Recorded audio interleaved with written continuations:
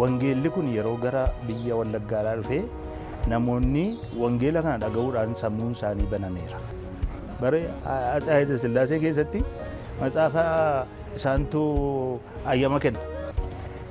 Namichi kana barreesse fidaadhanii. Wangeela jechuun sagalee misiraachooti. Sabni waan dubbisne dukkana keessa jira. Jaa'ummaa keessa jira. Namni hin baranne jechuudha.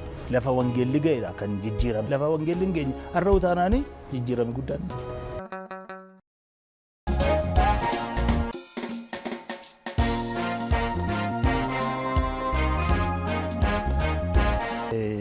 Wangeela jechuun sagalee misiraachooti. Sagaleen misiraachoo immoo nama dhukkubsate tokko qorichatu argameedha jedhamee himama. Nama jaame tokko immoo qorichatu argame jedhama. Nama ikoonomiidhaan du'e kanatu argameedha sagalee misiraachootti. Gooftaan keenya Yesuus Kiristoosis yeroo biyya lafaa dhufe sagalee misiraachoo kana hafuurri Waaqayyoon irra jira warra jaamanitti agartuun isaanii akka inni banamu warra cunqurfaman akka isaanii birmaduu ba'anii jedheetu of beeksisuudhaan jalqaba. Kanaaf wangeelli ija namaa banaa jechuudha. Wangeelli namni wangeela hin qabne dukkana keessa jira waanta ta'eef wangeelli kun yeroo gara biyya Wallaggaa dhufee namoonni wangeela kana dhaga'uudhaan sammuun isaanii banameera. Akkamittiin baname waa dubbisuu danda'an. Sabni waan dubbisne dukkana keessa jira. Jaa'ummaa keessa jira. Namni hin baranne jechuudha. Kanaaf hin barsiise hin qare. Ija namootaa baneera akka isaan dubbifatanii karaa jireenyaatti agarsiiseera. Sammuun isaanii banameera. Kanarraa kan ka'e namooti wangeela kana dhaga'anii jireenyi isaanii jijjiirame. Ilaalchi isaanii jijjiirame. Dukkana keessaatu ifatti baanee jechuudha. Wangeelli egaa kanaa jechuudha. Kanaaf wangeelli dhufe kuni namoota kana akka isaan of baran eenyummaa isaanii dadhabbii isaaniis baranii achi keessaa karaa isaan ittiin ba'an itti agarsiise Wallagga keessatti. Tokkoffaa ikoonomiidhaan illee akka isaan guddatan godhe, akka isaan hojjetan godhe, akka isaan baratan godhe wangeelli jechuudha. Akka isaan dubbifatan godhe. Kanaaf erga dubbifatan immoo namni barate immoo miirri isaan jijjiirama. Ilaalchi isaan jijjiirama. Ilaalchumti inni qabu hin bal'ataaf. Kanaaf bu'aa wangeellii biyya Wallaggaatii fi godhannaa ilaallee achi duwwaatti iyyuu mini kan hin hafe. Warri yeroo sana achi keessatti qubee yeroo sana gaafa dala jedhu amma immoo qubeedha. Yeroo sana baratanii har'a addunyaa iddoo baay'ee jiru. Addunyaadhuma irratti iyyuu jechuudha. Warri yeroo sana baratanii achuma waa barreessuutti kaan ammatti yoo baratanii. Warri barreessan sun illee bara sana keessatti kan barbaadame illee jiru. Bara Atsee Haayile Sillaasee keessatti matsaafa isaantu ayyama kenna. Kanaaf akka fakkeenyaatti onnaan kaasee qees namarraa hin faane jaalala obbolummaa jedhaniiti kitaaba tokko barreessan. Namichi kana barreesse fidaadhanii. Kana booddee maal ta'e wanjala maalii hojjete laatanii namaa laatadhanii barbaacha meeqaan gaafa inni dhufu sumatu kana barreessee jedhanii gaafatanii eeyyeennanii itti fufi kun baay'ee barbaachisaadha. Akka carraa ta'ee shillimaata kennaniiruuf. Haayile Sillaaseen hamba kanatti. Egaa namoota jalqaba keessaa jechuudha. Isaan dura immoo turaniiru Oneesimoos faan wangeela fudhatanii dhufanii inni dubbadhe ergasiiti. Isa fuula dura immoo gatii gurguddaa baasaniiti kan isaan dhufanii achitti macaafa afaan Oromoodhaa fidanii wangeela namootaan gaarii jechuudha. Kanaaf wangeelli ikoonomii irratti siyaasa irratti illee hojii guddaa hojjete jechuudha wangeelli. Hoolistikiidha yookiis immoo guutummaatti nama jijjiira wangeelli.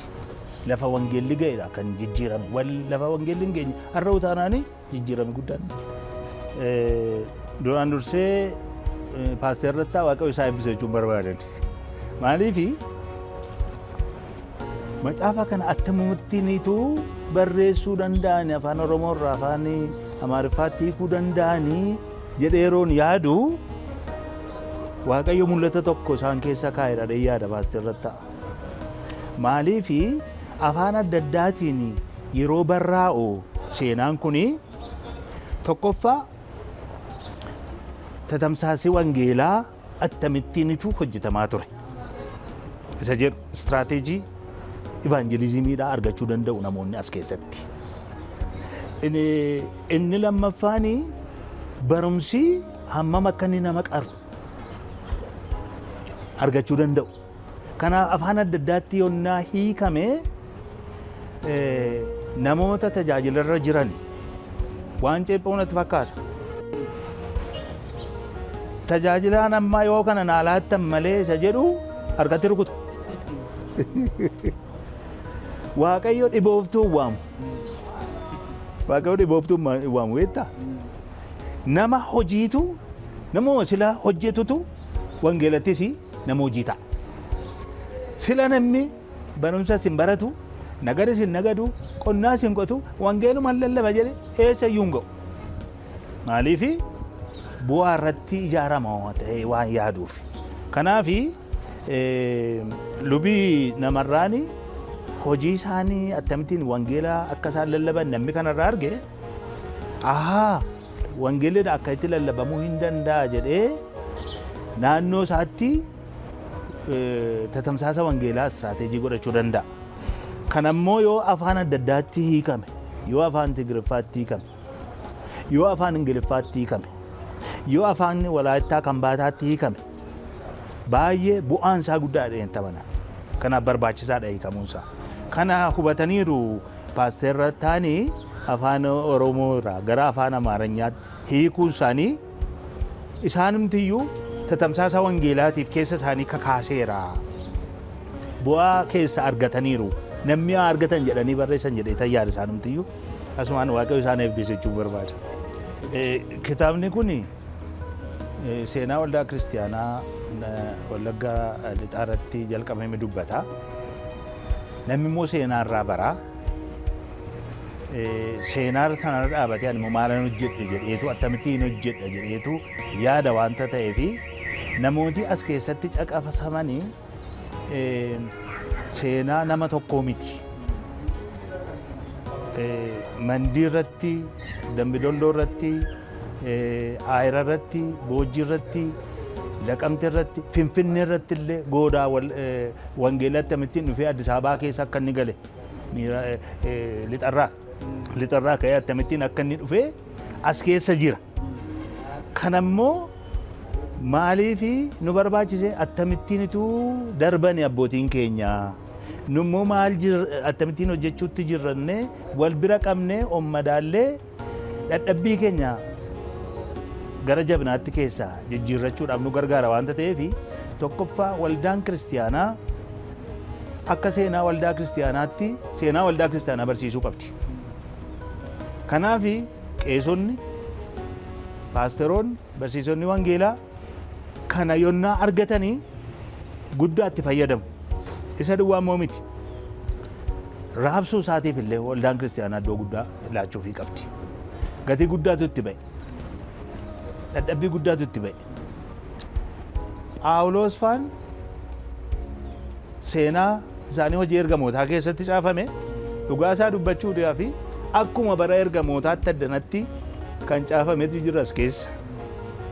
Karaasmaatikii turan qeesii mul'ata attamii argan bara dhumaayyoo waaqayyotti agarsiisa kitaaba kana keessatti. Kanaaf akkamittiin tajaajila waldaa kiristiyaanaa keessatti geggeessina jedhanii isaaniif iyyuu gumaacha guddaa qaba waanta ta'eef karaa danda'ame akka isaan raabsan adaraan jedhan. Qeesona adaraan jedhan. Akka isaan dubbifataniif immoo haala mijeessuun barbaachisaadha. Bu'aan waa dubbisuudhaan waldaa kiristiyaanaa keessatti hin beekamne waanta ta'eef beeksisuun hin danda'ama taanaan iyyuu guyyaa kitaaba dubbisuu jedhanii otuu irratti hojjetame konfiraansii isaa otuu irratti hojjetame namooti kanaan dura ukkaamamanii ta'an seenaan ukkaamamee jiru barraa'uu danda'a. Dhaloonni irraa nan baradhonnaa jedhe waan baay'ee barata. Ammayyuu immoo baradhaan jedhaan seenaa kanarraa adaraa kooti. Kan inni irraa baratu hojii mataa ofii hojjechaa wangeela lallabuun hin danda'ama. Amma as keessatti kan ragaanuu ta'u qees namarraan hojii hundumaati kan isaan hojjetan. Qeesiisi godhannaa luba nuu taatannaan hin naqoodhan. Achumaan karatanii dadhabani. Gaafa karatanii dadhabani kottaa namoota jiran keessaa ixaa buufannaadhaan. Ixaa na bu'uu jedhanii irratti walii galan. Ixaan immoo isaan irratti ba'e. Isaan maal jechuun tiru wayyaa hodhu mana isaanii immoo kennanii wangeela tajaajilu. Mana isaanii siin kennu. Jireenya isaanii siin kennu. Kanaaf nuyi tajaajiltoonni barammaa jiraannu hojii hojjechuun baay'ee barbaachisaadha. Hojiidhaan fakkeenya nuuf ta'aniiru. Naman gaafanne, naman gowwoomsine, birriidhaaf jedhanii isin hojjennu. Wangeelli ittiin inkaamii ittiin argatan miti. Lubbuu isa ittiin deebisanidha. Lubbuu baay'ee deebisan isaan. Namoota wajjiniin hojjetanii macaafa kana keessatti hiriirsaniiru. Nama Qees Dafaa Jammoo fa'aa, nama akka Oneesimoos fa'aa, namoota baay'eedha kan amma maqaa dha'uu hin dandeenye. Isaan kuni gatii baasaniitu dhufan. Doktiriinii illee chaalenjii godhaa turan. Doktiriinii keenya iyyuu beekuu lallaboonni irraa barsiisonni irraa macaafni qulqulluun jedhu iyyuu beekuu macaafa qulqulluutti adeebisanii jedhan. Callimadanii macaafa lafa kaa'anii nama bohaarsuu irraa macaafa qulqulluu seeraan baratanii akka isaan barsiisan adaraan jedhan. Lammata immoo wangeelli gatii nama baay'isa. Gatii ittiin fudhatan. Gooftaa Yesuus lubbuu isaa kenneeti kan inni hojjete. Nuyi lubbuu keenya laannee gatii laannee hojjechuu qabna malee gatii fudhanne jennee hojjechuu hin qabnu jechuun barbaada.